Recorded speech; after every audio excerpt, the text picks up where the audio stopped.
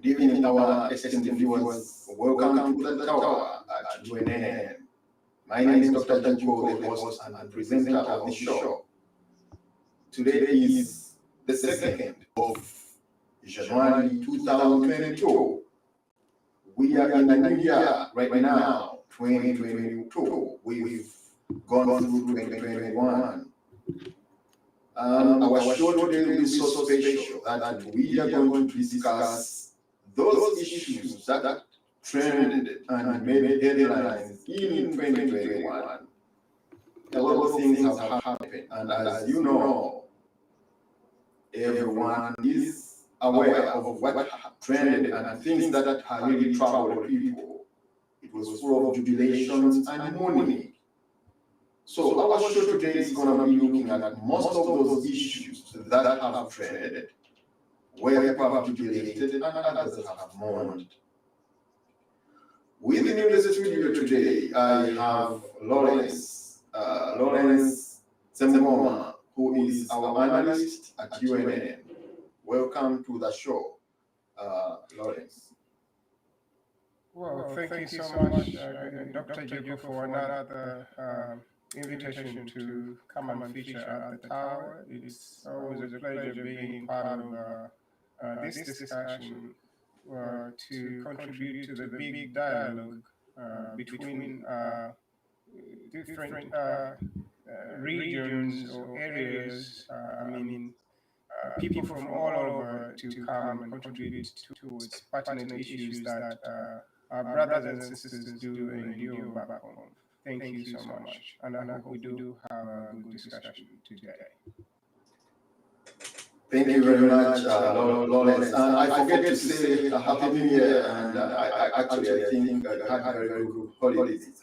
With me in the studios as well, I have Stephen Award, away from Uganda. Is on phone from Uganda. Stephen, welcome to the tower this evening.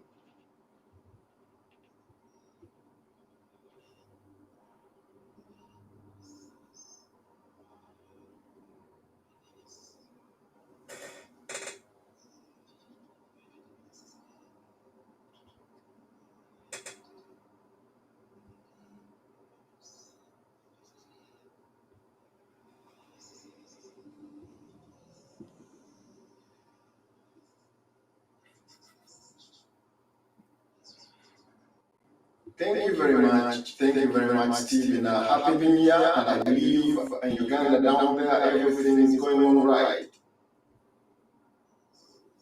Yes.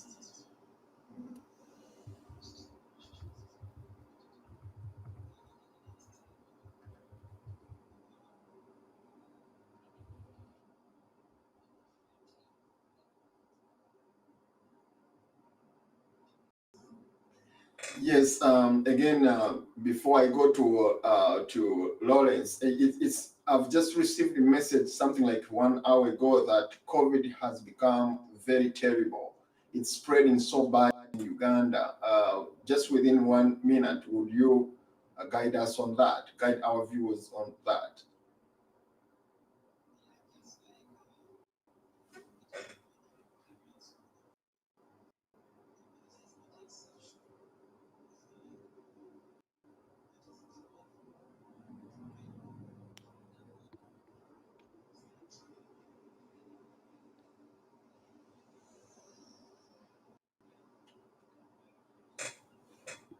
Okay. Stephen, just a minute.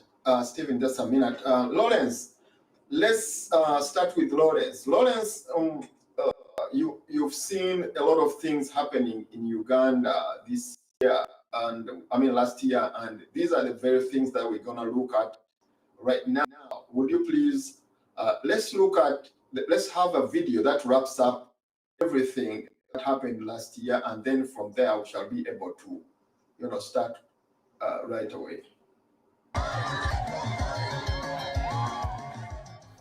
For 2021, many termed it as a political year. The 2021 presidential elections were the most important political event of the year, with 11 presidential candidates gunning for the country's top job. However, the real race was between incumbent Yoweri Tibuhaburwa Museveni of the NRM and NOP's Robert Kyagulanyi, who was in contention for the first time.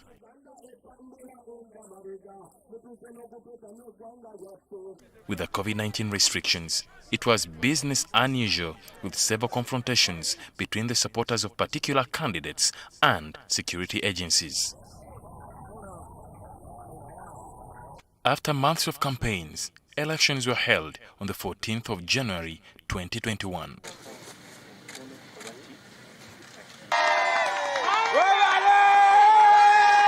According to the Electoral Commission, incumbent Yoweri Tibuhaburwa Museveni was declared winner with 58.3% of the vote. NOP's Robert Kyagulanyi followed in second with 35% of the vote. Patrick Amuriat, Mugisha Muntu, Norbert Mao, Henry Tumukunde, Joseph Kabureta, Nancy Kalembe, John Katumba, Fred Mwesije, and Willie Mayambala followed in that order. The Electoral Commission declares Yoweri Museveni Tibuhaburwa Kaguta elected President of the Republic of Uganda at the presidential election held on the 14th day of January 2021. The world continues to watch the double standards. The world continues to watch the illegality. Right from yesterday, when our agents were being arrested, we reached out to the Electoral Commission, but as usual, we were not assisted.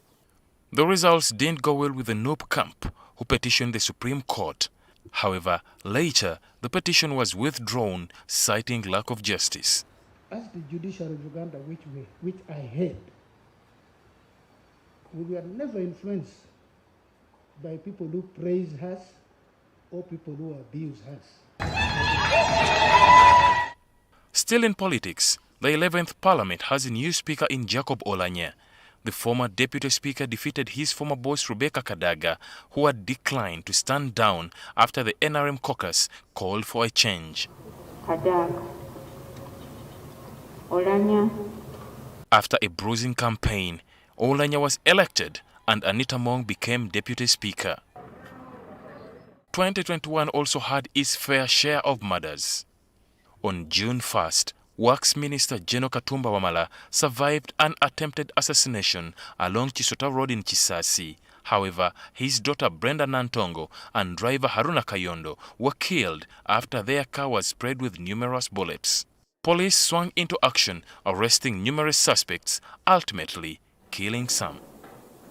And he was trying to fight my forces. And we have put Master out of action. The Masaka Mashiti killings were another unfortunate highlight of 2021, and several were injured. With security agencies camping in Masaka region, several arrests were made, with a net also cast towards 2 MPs. Kawempe Northeast Muhammad Segirinya and Machindia West's Alan Sewanyana were arrested and are still battling murder charges in the courts of law.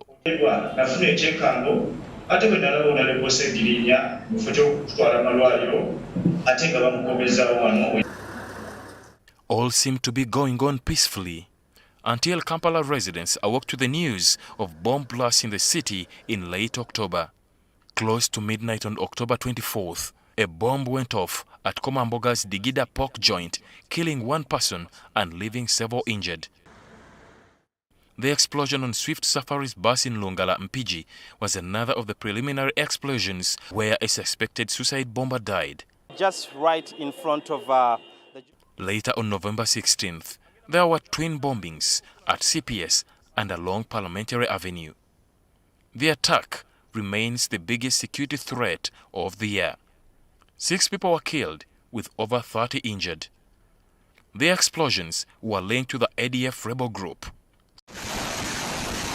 Subsequently, this was reason enough for the UPDF to pursue the rebel group into the jungles of the Democratic Republic of Congo.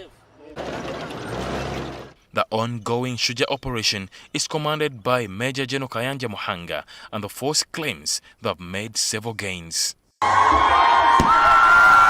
No fireworks this time around as we send off 2021. Welcome 2022. Happy New Year.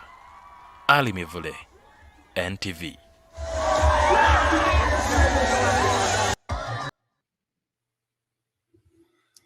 Well, thank you so much for that video, our producer.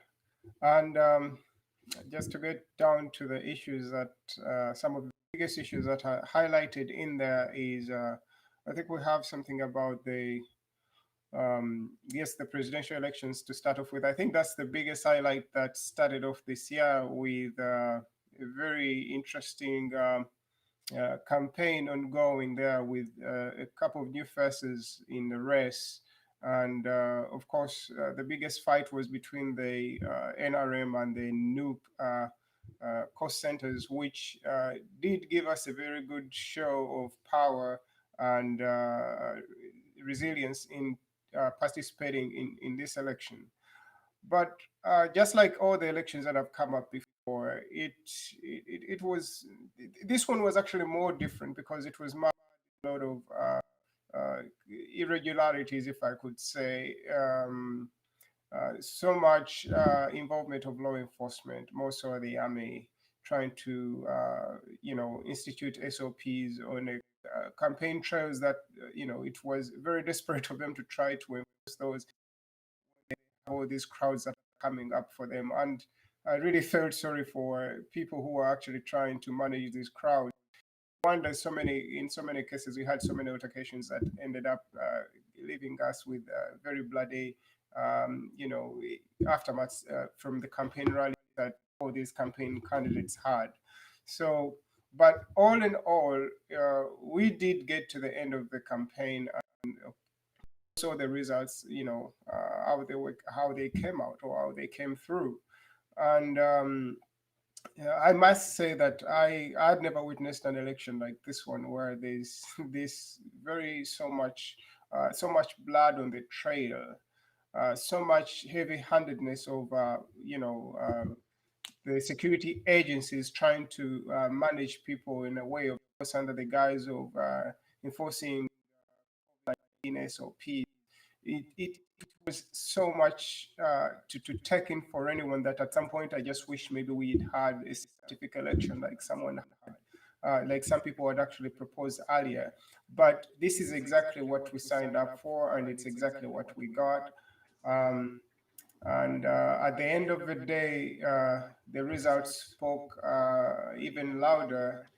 Of course, with the incumbent retaining his seat by over 50% of the votes. I think they actually had 6%, 65, something like that.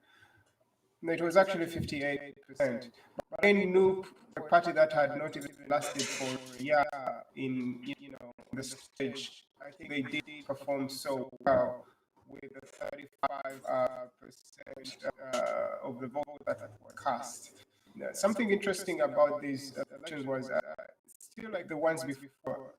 We had more women show up to support camps. If you compare both the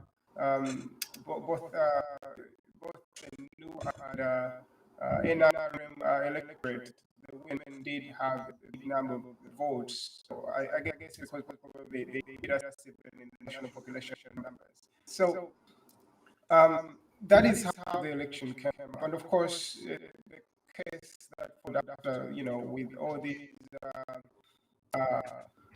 declaration forms that were circulated, that NUP had created an app to do an oversight for the electoral commission, and try to compare whether the results the EC is going to report are the same results that won round.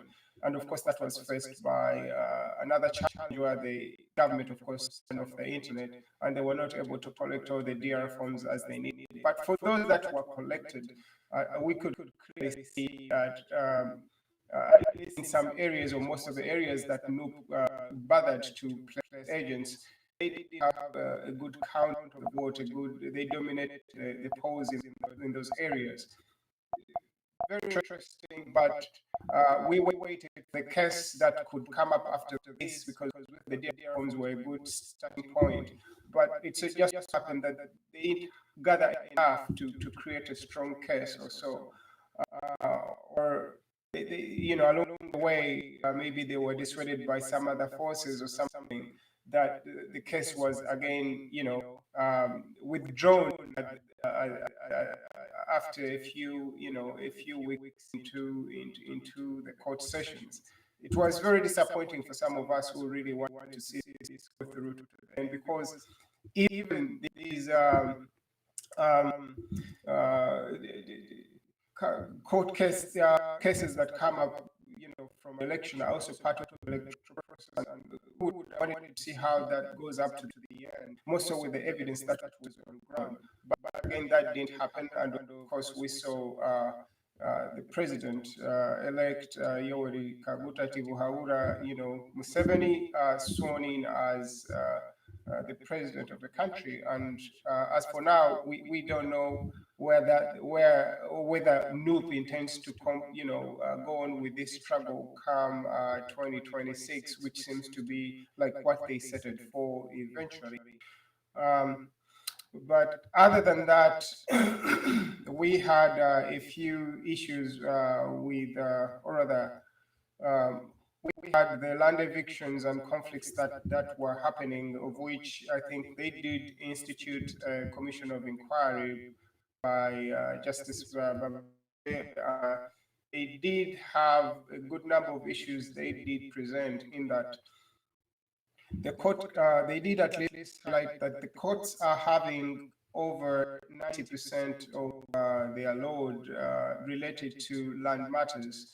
But what is interesting about this, that despite the volume being that high, because these are thousands of cases, only just about probably 10%, actually less than 5% of these cases do make it to court.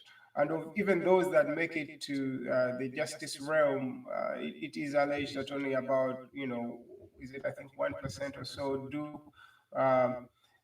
involve a lawyer to help them settle the matter, which is quite disappointing, in that you can't have this much of a load. It is 90% of the cases, but only 5% are taken to court. And of these, less than 1% actually does involve lawyers. So that's a very bad statistic right there, or revelation by the Commission of Inquiry into land matters. That means if you just know that if you do not access the realms of justice, the temple of justice, you're more likely to endure injustice in that case. And I think this has been witnessed countrywide over the last, years or so, decade or even longer, where there has been all these mass evictions that do happen. People have been on land for maybe even 20, 30 years, then one day everything, all their property is kicked off, and then you have all these men in uniform standing on corners of their property and evicting them by force, which is quite very unfortunate. But more to that, I think what we got out of that commission at the end of the day were some of the resolutions that they did propose, or reforms that they did forward to the government, to try to see that these mass evictions or land issues in the country can be dealt with decisively from top now to the bottom, because it looks like the bottom wasn't doing so much in managing most of the land issues we have in the country. And of course, one of the major reforms in there was trying to come up with a uniform land management kind of system, trying to get all the different tenure systems that we have, because the way land is managed in a place like Buganda or Central region is not the same way land is managed more so in the northern region, or more so in the western region or eastern. But people are not cognizant of the fact that these are all different tenure systems, and it's usually you only find out when maybe you were a victim and you're trying to buy or acquire land, and you realize that you are in a whole different place or system and you have to adhere to different rules or regulations or procedures per se. And of course, a reform like that one is or did create some ripple effect more so into places like Buganda, which have had their land system predating even the colonial time and all the republic that we have. And they hold their system so dear to themselves, and creating a system that now kind of just puts them into the same bucket like everyone else. The question was, how are there going to be any consultations with them on how that's going to be done? Their interests or the Buganda interests going to be put first. That did create some ripple there, and of course it created a very big buzz in the public on how this is going to be handled. But all in all, we do hope that if maybe these reform among alongside other reforms, like of course they did propose, if most of the land issues could could use ADR, that is alternative dispute resolution, in order to clear some of the issues if they're not so big to make it to court, because courts at the moment are really struggling with a lot of backlog in cases more so involving land matters. And it just so happens that sometimes even the people who went to court putting these matters there even do die along the way without ever receiving justice. It takes a while, and I feel for the judiciary, which of course is not that much staffed to deal with some of these issues that they are facing in regards to land issues. I may be on this note. I would just wish maybe to forward a question to you, Nadine. Do you think some of the resolutions, because they did put out, a document that the Bugamere group did put out a document having a good number of recommendations. But I just want to find just your thoughts on what you think on whether it's going to be realistic attaining some of these recommendations, and do you see any progress since this mission was, put out these resolutions? Have you seen anything out of the ordinary? Do you see any progress when it comes to some of the points that the commission did put out? Do you see anything?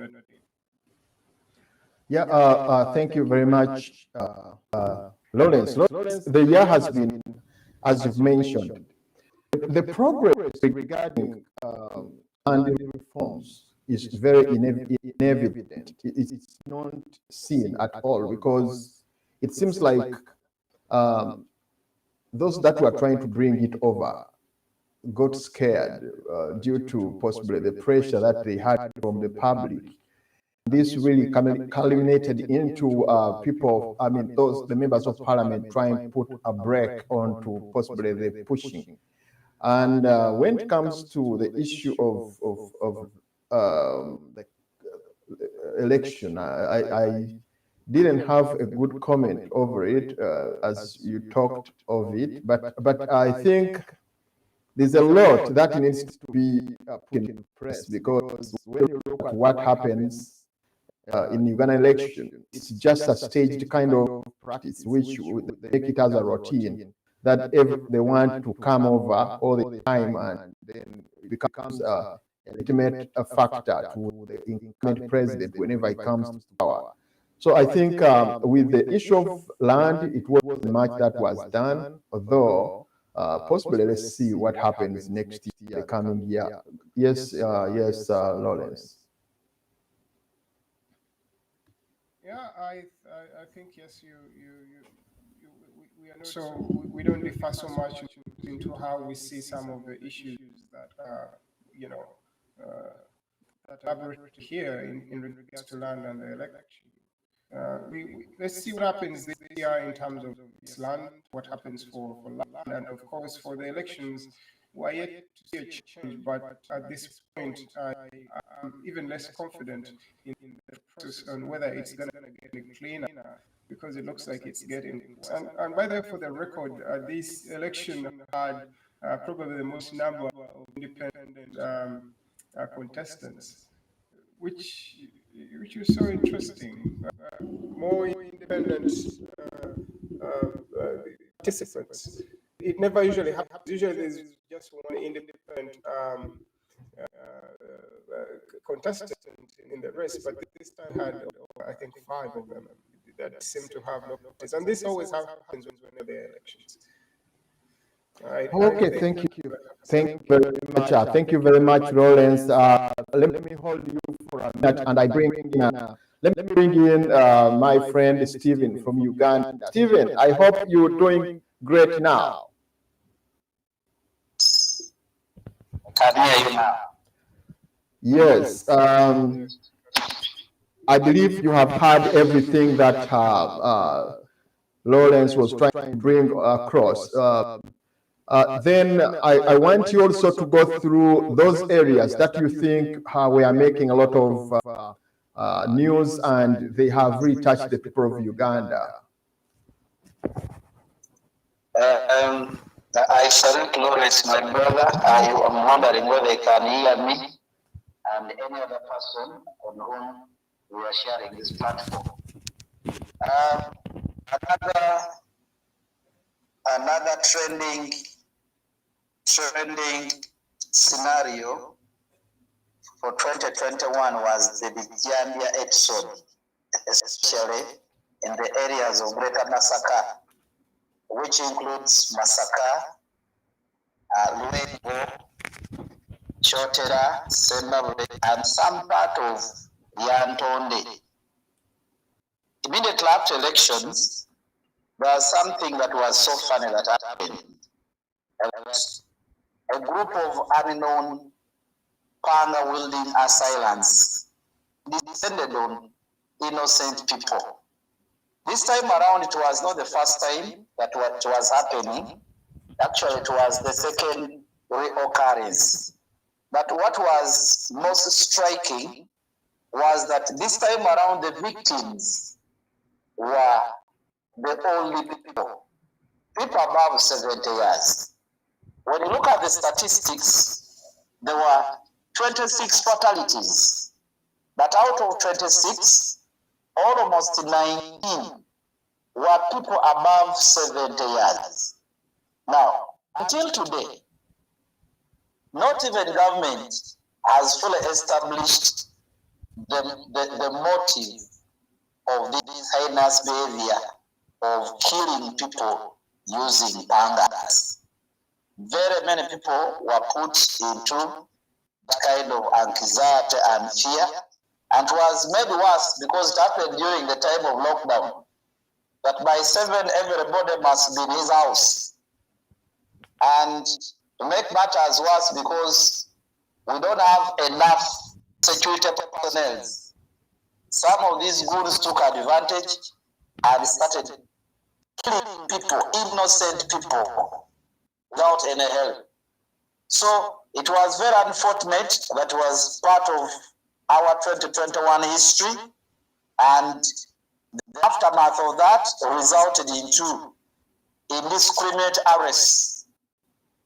Very many people around, in and around Masaka, were arrested, and this was the reason why some opposition politicians were linked to these famous murders. Case in example, Seguinya, Muhammad, and Alan Sewanyana, who were arrested on grounds that they had links with these murderers, that they influenced the murders of these people. And the reason behind this was that they were accusing only people, ever choosing 7 to the post of presidency. So it is believed that the Gambia people were instilling fear, were killing people as a revenge mission to revenge against the so-called Bazis who may have voted President Museveni to power. Yet this other generation wants change. Of course, that is politics. That is politics. It is also possible that the regime may have used the same platform to try to guard the opposition voice, especially in Buganda, where government, incumbent NRM regime has been almost disapproved. It has been disapproved. When you look at the election panel in Buganda area, which you call the central area, you will discover that generally the NRM was disapproved. And this is the reason why the regime in power reacted the way it reacted and started arresting people. It is not a surprise, Dr. Joko, that most of the opposition politicians now cowardice. You can schedule a meeting with them, invite them to such a talk show. They may not show up because they hear the kind of repression which is going on. So these voices, dissenting voices are being dragged out. Everybody is living under fear because of what happened. So that one also was quite part of our 2021 political episode, and it is very unfortunate that some of these politicians are still languishing in the cells, being incarcerated. Efforts have been made to try to organize bail for them, but the regime and the power that is in charge has indirectly denied them bail. And it is also possible, because there is an ongoing rumor that the president had a deal with the judiciary to deny some of these people bail. And it is likely that these days they may be incarcerated for another 6 months for them to get some bit of relief. Then next, still that trended during 2021 was the unfortunate demise of very many religious people. Of course, some politicians that died. 2021 was a very funny year, especially for the religious clergy. It witnessed the death of Sheikh Anas Kalisa. It witnessed the death of Nuhu Mzata Bate. It witnessed the death of Bishop John Baptist Kagwa of Masaka, the death of Cyprian Kizito Lwanga, the Archbishop of Kampala, and it also witnessed the death of the Metropolitan Archbishop Yona Lwanga of the Orthodox Church. Of course, many of these died of COVID, others died of mysterious circumstances, but until today, the cause of their death is unknown.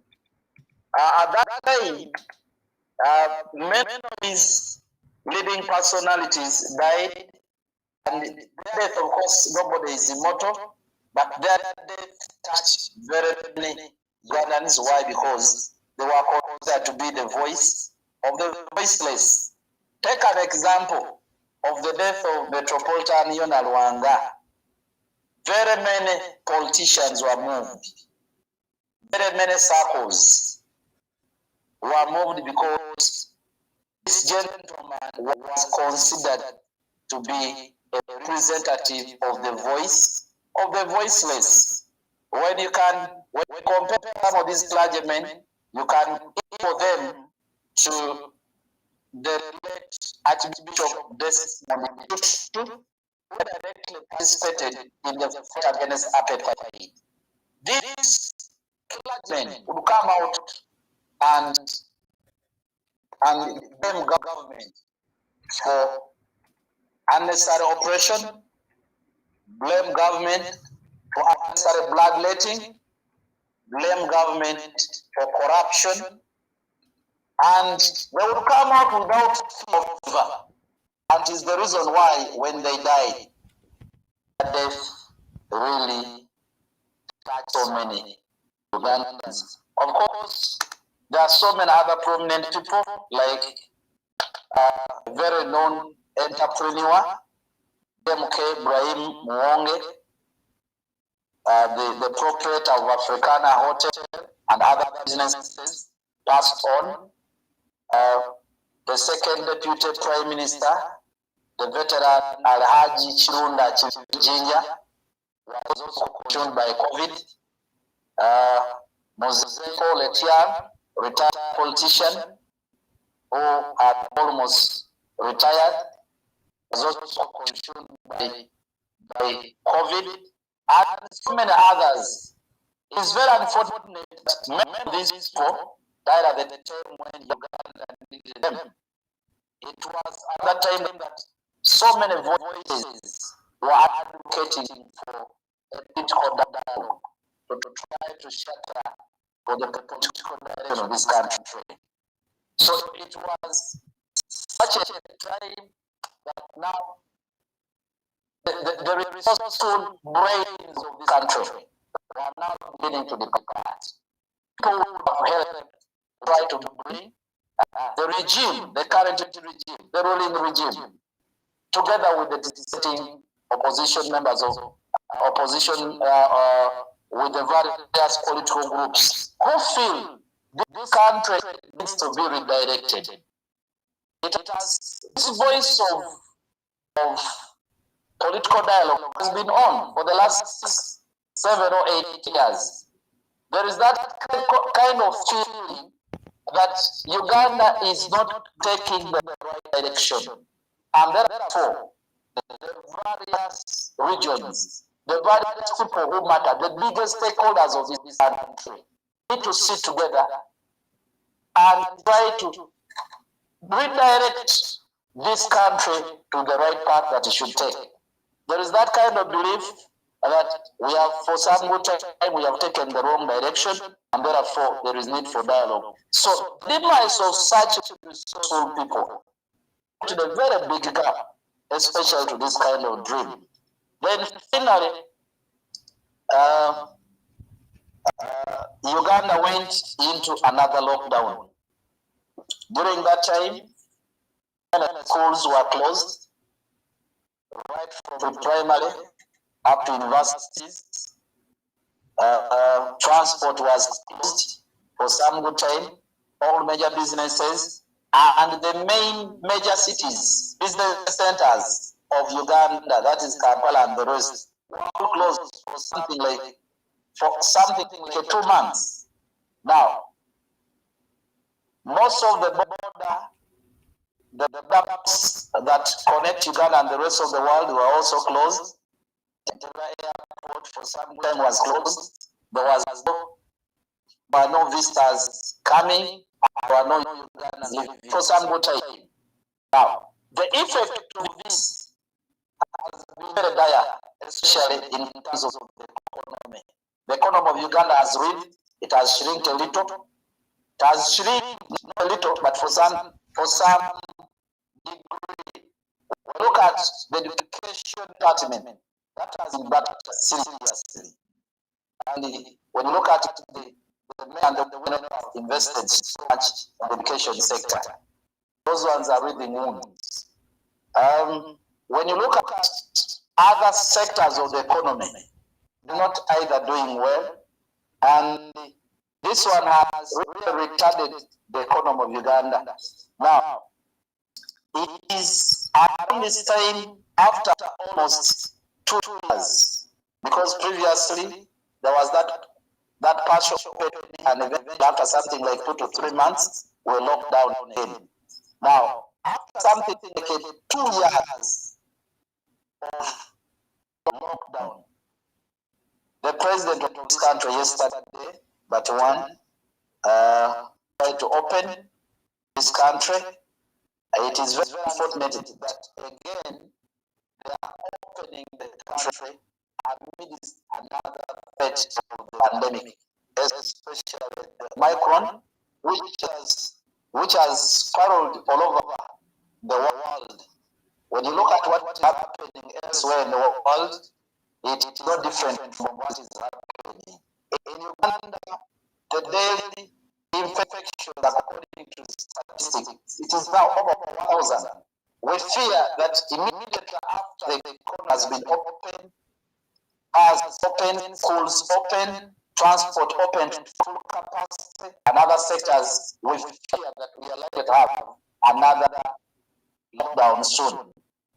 So it is the most worrying thing that is happening. Otherwise, every Ugandan was praying that the economy be open. That is very unfortunate. Whereas the economy has been open, whereas some other sectors are going to be open, there is this other threat that it is at our doorstep. It is true that this variant is not as lethal and as dangerous as the Delta variant that killed very many people during the month of May and the month of June. It is not a guarantee that the Omicron may not cause fatalities in Uganda, especially now that we are aware that our health sector is doing the best. Right now, what is happening is that most of the hospitals that used to be a little bit empty of the COVID patients, they have now started assembling. The ICUs and the IDUs have started now carrying victims of COVID. So we are worried that soon we are likely to have the president coming and close this country for some time, just like it is happening in Europe. That's the biggest worry. When you look at the level of immunization, close to 7 million people have been, of course, politicians claim close to 21. That is not true. I don't believe in those statistics.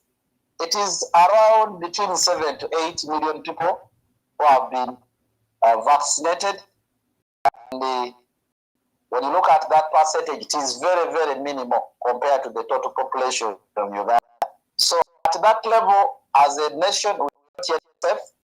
When you look at the percentage, but even then, when you look at countries like Israel, that have almost 90% of their population vaccinated, when you look at the way the Omicron has battered them, that right now they have gone even for the third shot, it is very worrying for a country like Uganda, where we have not even reached 20 or 30% of the population being covered by vaccination. So, tentatively, that is the small comment I can bring forth as part of the most striking episodes that happened during the year 2021. Thank you so much, Dr. Juko. Thank you very much. Thank you very much, Stephen, for the wonderful delivery, the wonderful insight that you've given to us. And I believe it's going to be, again, a basis for the discussion as we go on. Let me bring Lawrence. Lawrence, you've heard how Stephen has tried to elaborate most of the issues that seem to have been very, very trending in them. I mean, was sworn in, and then from there we shall go ahead.